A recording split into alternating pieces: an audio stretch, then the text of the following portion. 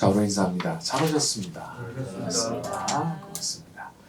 조금 멀리 계신 주님의 부활하심을 찬양하고 그 앞에 엎드려 영광과 감사와 찬송을 올려드립니다. 자, 러시아와 우크라이나 전쟁이 속히 종식될 수 있도록 기도해 주시면 감사하겠고요. 교회에 필요한 일꾼들인 기도자, 전도자, 헌금자, 예배 참석자를 위해서 또 세 분의 선교사님을 위해서 기도해 주시고 에어원과 월드비전을 위해서도 기도해 주시면 감사하겠습니다. 자, 오늘은 부활절입니다. 크리스마스, 성탄절과 더불어서 기독교의 가장 중요한 양대절기라고 볼 수가 있죠. 오늘 주님의 부활하심을 기념하는 이날에 우리를 살려내시는 그 부활의 역사가 우리에게도 나타나게 되기를 바랍니다. 자, 우리 고린도전서 15장 51절에서 58절로 갑니다. 신약성경 284쪽 고린도전서 15장 51절에서 58절입니다. 보라, 시작. 보라, 내가 너희에게 비밀을 말하노니 우리가 다 잠들 것이 아니요 마지막 나팔에 순식간에 호련히 다 변화되리니 나팔 소리가 나매 죽은 자들이 썩지 아니할 것으로 다시 살아나고 우리도 변화되리라.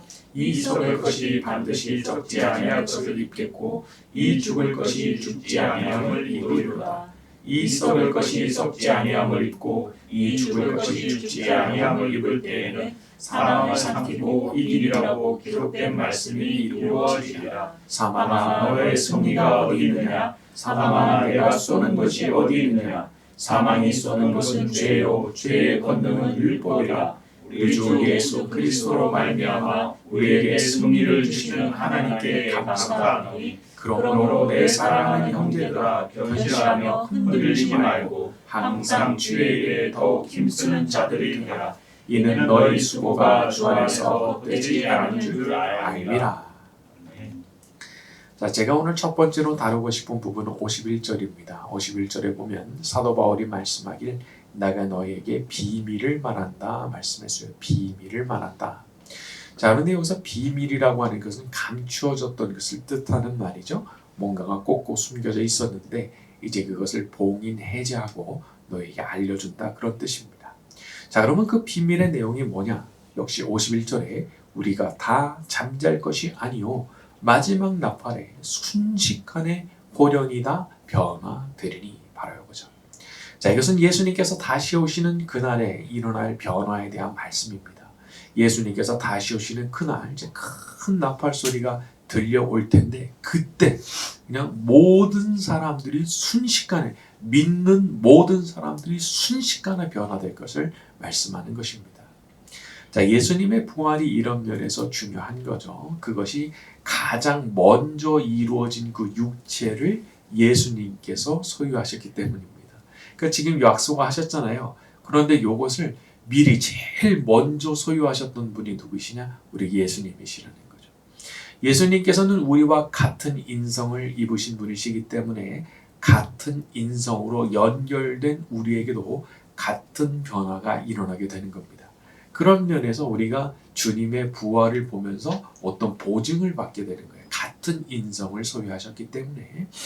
자, 부활이라고 하는 것이 있는 줄을 어떻게 아느냐 묻는다면 바로 우리 예수님의 부활하심을 통해서 우리가 알 수 있게 된다, 그렇게 말을 해야 되는 겁니다. 왜냐하면 인성으로 연결이 되어 있기 때문에 그분의 부활하심을 딱 보고 그 앞에서 우리도 그렇게 되겠구나, 그렇게 믿을 수가 있게 된다는 거죠.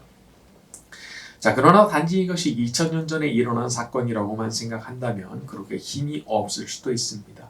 왜냐하면 나는 지금 부활이라고 하는 것을 내 눈으로 목격하지는 못하고 있으니까 말이죠. 자, 그러나 그렇지 않은 겁니다. 왜냐하면 정말 신앙생활이 살아있고 기도 생활이 살아있는 분이라면 기도하는 가운데 2000년 전에 부활하시고 하늘에 오르신 우리 예수님과 영적으로 교제하는 시간을 분명히 가지고 있을 것이기 때문이죠. 그러니까 이게 정말 살아있는 신앙생활을 하시는 분이라면 그 기도 생활 가운데 부활하신 주님과 영적인 교제를 이미 나누고 있을 거란 말이에요.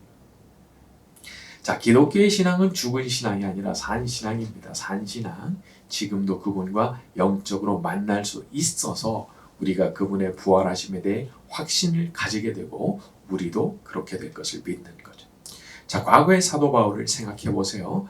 예수님 믿는 사람들이 미워가지고 얼마나 미친 것처럼 날뛰던 사람이었습니까? 스데반 죽일 때 앞장섰죠. 예수님 믿는 사람 잡아다가 뭐 감옥에다가 가두고 매를 때리고 강제로 모독하게 하는 말을 하고 그런 일 하던 사람이 사도 바울입니다. 그런데 그 사람이 어떻게 그렇게 완전히 다른 사람으로 바뀌게 된 거예요? 부활하신 예수님을 만남으로써 그냥 부활하신 예수님을 그냥 만남으로써 이 사람이 확 바뀌어버린 겁니다. 우리 사도행전 9장 3절에서 5절에 가서 보겠습니다. 신약성경 201쪽 이 길을 가다가 시작 사울이 길을 가다가 다메섹에 가까이 이르더니 우연히 하늘로부터 빛이 들려비추는지라 땅에 엎드러져 들음에 소리가 있어 이르시되 사울아 사울아 내가 어찌하여 나를 박해하느냐 하시거늘 대답하되 주여 누구시니까 이르시되 나는 내가 박해하는지라. 자, 어떻게 된 겁니까? 살아계신 예수님을 만나게 된 거죠. 살아계신 예수님을 만나게 된 거예요. 자기가 분명히 죽었다고 생각했던 예수. 그래서 이거 예수 믿는 것들은 다 제정신이 아니다 생각했던 그 예수. 그분께서 지금 자기 눈앞에 나타나셔서 말씀을 하고 계신 거예요. 얼마나 충격을 받았겠어요. 얼마나 쇼크를 받았겠습니까? 그렇게 싫어하고 그렇게 미워하고 이건 완벽하게 가짜라고 생각했는데 자기가 그분을 만나버렸잖아요. 그뿐이 아니죠. 그분을 만남으로 인해서 어떤 변화가 생겨났어요. 눈이 멀어버렸잖아요. 눈이 멀어가지고 3일 동안 아무것도 보지 못하고 먹지도 마시지도 못했다고 얘기를 했거든요. 그러니까 이런 걸 보면 자기가 그분을 만났다는 거를 부인할 수가 없는 거예요. 자기 육체가 실제로 사흘 동안 눈이 멀었었으니까. 그리고 아나니아라고 하는 제자가 와서 안수를 하면서 눈에서 비둘기 같은 게 벗겨지면서 보게 됐거든요. 그러니까 이거는 부인을 할래야 할 수가 없는 그런 만남을 가졌기 때문에 사도 바울이 확 변할 수밖에 없었다는 거라고 볼 수 있는 거죠. 자, 만약 지금 예수님에 대해서 또 기독교에 대해서 나는 좀 확신이 없다 하시는 분들이 계시다면 기도를 하세요. 어떻게 기도하시느냐? 저를 좀 만나달라고. 저도 사도 바울처럼 예수님 좀 만나게 해달라고. 그리고 예수님 살아계신 거 좀 저도 좀 알게 좀 해달라고. 그렇게 기도하시면 됩니다. 자, 꼭 같은 종류의 체험일 필요는 없습니다. 그것은 주님의 주권이기 때문에 응답을 하시는 방식은 주님의 주권이라서 똑같은 방식이 아닐 수도 있어요. 그런데 분명한 것은 기도를 들으시는 분께서 응답하실 때 내가 확실히 그걸 알 수 있도록 그렇게 만들어 주신다는 거거든요. 그래서 우리가 그렇게 기도를 할 때, 그렇게 간절하게 기도를 할 때 그분을 만나는 체험을 하게 됩니다. 대개의 경우 이런 체험을 못 하시는 분들의 경우에 좀 공통적인 면이 뭐가 있냐 하면 그렇게 간절하지가 않아요. 그렇게 간절하지가 않아요. 그러니까 그분을 만나고 싶다 말은 하지만 그렇게 정말 간절하게 매달려 받느냐? 그렇지 않다는 거예요. 그래서 제가 들었던 아주 예 중에서 너무 안타까운 예는 자기도 하나님 만나고 싶었다는 거예요. 근데 하나님이 자기를 안 만나 주시더래요. 그래가지고 자기도 하나님 버렸다는 거예요. 이거는 너무 불행한 일입니다. 아니, 신이신 그분을 만나는 거를 그렇게 쉽게 생각해요. 그렇게 생각하시면 안 되는 거예요. 정말 그분을 만나고 싶다면 내 모든 걸 다 걸고라도 그렇게 매달릴 수 있는 그런 마음으로 나아가야 되는 것이고, 그래야 살 길이 열리고 살아계신 그분을 만나는 거지. 그냥 내가 찾는데 날 안 만나죠? 나 기분 나쁘네. 나도 하나님 버립니다. 이렇게 가면 너무 도리가 없는 거예요. 자, 저도 과거에 얼마나 의심이 많은 사람이었는지 대학 때 철학을 공부하다 보니까 철학자도 아니면서 그렇게 다 의심스럽더라고요. 그래가지고 그때부터 어느 날부터인가 제가 모든 걸 의심하기로 결심했어요. 제가 무슨 데카르트도 아닌데 모든 걸 의심해 보기로 결심하고 그렇게 살았거든요. 그런데 어느 순간 삶의 고비에서 주님을 만나는 다 경험을 하는 그 순간 말이죠. 모든 의심이 다 사라지더라고요. 완전히 사라지더라고요. 그래가지고 그때 이후로는 제가 그렇게 의심하는 삶의 방식, 늘 삐딱하게 쳐다보고 저거 맞는 소린가 이제 이런 식으로 의심하는 태도를 버리게 됐어요. 사도 바울은 생각해 보세요. 당대 최고의 지성인이었잖아요. 오죽하면 총독이었던 베스도가 너의 많은 학문이 너를 미치게 하고 있다 그런 말을 할 정도로 자타가 공인하는 사도 바울은 최고 레벨의 지성인이었습니다. 그렇지만 예수님을 만나게 됨으로 인해서 기존에 가지고 있던 모든 생각이 다 허물어지고 완전히 딴 사람으로 변화되게 된 거죠. 얼마 전에 돌아가셨던 이여령 씨도가 마찬가지가 아닌가 싶어요. 그래서 본인의 머리로 생각했던 그런 분이 아니라 내가 직접 그분을 만나고만 하면 달라지는 거거든요. 부활하신 예수님을 만나게 되면 그런 겁니다. 사람이 달라지는 거죠. 사람이. 그래서 참된 기독교 신앙을 가지게 되면 다 사람이 달라지는데 야 이거 내가 이전에 알던 그 사람이 맞나 싶을 정도로 달라지게 되는 겁니다. 자, 그리고 놀라운 변화의 삶이 예수님을 참으로 만나게 된 모든 사람들의 삶에 간증거리로 주어져 있는 줄로 믿습니다.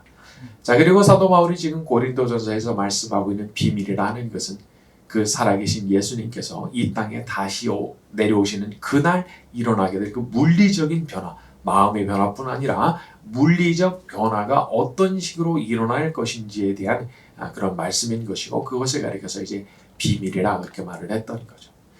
자, 다음으로 보고 싶은 것은 54절입니다. 이 썩을 것이 갑니다. 시작. 이 썩을 것이 썩지 아니함을 입고 이 죽을 것이 죽지 아니함을 입을 때에는 사망을 삼키고 이기리라고 기록된 말씀이 이루어지리라. 자, 사망을 삼키고 이기리라 기록된 말씀 이렇게 말을 했는데 이 부분이 뭐냐면 이사야서 25장 8절과 호세아서 13장 14절입니다. 제가 읽어드릴게요. 사망을 영원히 멸하실 것이라 주 여호와께서 모든 얼굴에서 눈물을 씻기시며 자기 백성의 수치를 온 천하에서 제하시리라. 여호와께서 이같이 말씀하셨느니라. 내가 그들을 수월의 관세에서 속량하며 사망에서 구속하리니 사망아 내 재앙이 어디 있느냐 수월아 내 멸망이 어디 있느냐 뉘우침이 내 앞에서 숨으리라. 자, 특히 호세아서를 보게 되면 스올의 관세, 즉 죽음의 관세 혹은 지옥의 관세 이렇게 말할 수 있는 건데 그 관세로부터 속량하고 사망으로부터 풀려나게 하시겠다 하시는 부분이 있습니다. 그러니까 인간을 죽음의 관세, 지옥의 관세에서 해방시키겠다고 약속하셨던 그 말씀이 우리 예수님께서 다시 오시는 그날 이제 완성이 될 거라는 거죠. 그리고 우리는 모두 그 완성을 지금 기다리고 있는 사람들입니다. 자, 그러면 예수님께서 다시 오시기 전에 먼저 죽는 사람들은 어떻게 되는 거냐? 일단 죽는 순간 육체와 영혼이 분리되면서 먼저 영혼이 천국으로 들어가게 되죠. 먼저 천국으로 들어갑니다. 그리고 거기서 기다리다가 예수님께서 이 땅에 다시 내려오시는 그때 거기서 먼저 살고 있던 모든 천국 백성들이 이 땅에 다시 내려오게 되는 거죠. 그래서 완전히 새로워진 새하늘과 새 땅에서 거룩해진 이제 부활의 몸을 이제 다시 가지게 되고 거기서 전혀 죽음이 존재하지 않은 세상에서 살게 된다 하는 것이 이제 기독교의 세계관이고 성경의 세계관인 겁니다. 자, 지금도 우크라이나와 러시아 간의 전쟁이 벌어지고 있는데 거기서 얼마나 많은 사람들이 죽어가고 있습니까? 눈앞에서 사랑하는 사람이 죽는 모습을 본다고 하는 것은 참 말할 수 없는 충격일 거예요. 말할 수 없는 충격. 그렇다고 그러면 도대체 이런 세상에서 어떤 소망을 가지고 살 수 있겠냐 말이에요. 그리고 사실 전쟁으로 고통당하면서 그렇게 갑자기 죽기도 하지만 그렇지 않다 할지라도 우리들의 인생에는 항상 죽음이라고 하는 이벤트가 기다리고 있거든. 누구도 피할 수 없는 이벤트잖아요. 그러니까 그 앞에서 우리가 어떤 소망을 가지고 살 수 있냐 말이죠. 자, 그러나 우리 믿는 사람들에게 소망이 있으면 우리는 지금 당장 죽어도 바로 그 영혼이 천국에 들어갈 사람이고 언젠가 예수님과 같은 영광스러운 부활의 몸을 가지고 살아갈 사람들이라는 데 있는 것입니다. 그때는 죽는 사람이 없어질 거예요. 왜냐하면 죽음 자체가 사라진 세상이기 때문에. 그 세상에서는 고통도 없고 눈물도 없고 죄도 없고 마귀도 없을 것이기 때문입니다. 이 땅에서는 우리가 악한 사람들 때문에 혹은 악한 마귀들 때문에 얼마나 고생 많이 하고 살아요. 지금 전쟁 벌어지고 있는 저런 것도 너무 악한 어떤 사람이 거기 있는 거잖아요. 또 그 사람 뒤에 그렇게 악한 마귀가 있는 거잖아요. 그러나 우리가 바라보는 그 세상에서는 그런 사람도 없고 그런 마귀도 없고 죄도 없고 죽음도 없는 세상이기 때문에 우리가 그곳에서 영원한 행복을 약속받고 거기에 들어갈 것을 소망하면서 살아가게 되는 거죠. 자, 우리 모두에게 그런 귀한 약속이 주어져 있는 것입니다. 우리 믿는 사람들 모두에게 주어져 있는 그 귀한 약속을 붙들고 평생의 천국 소망을 가지고 살아가는 저와 여러분이 되기를 예수님의 이름으로 축원합니다.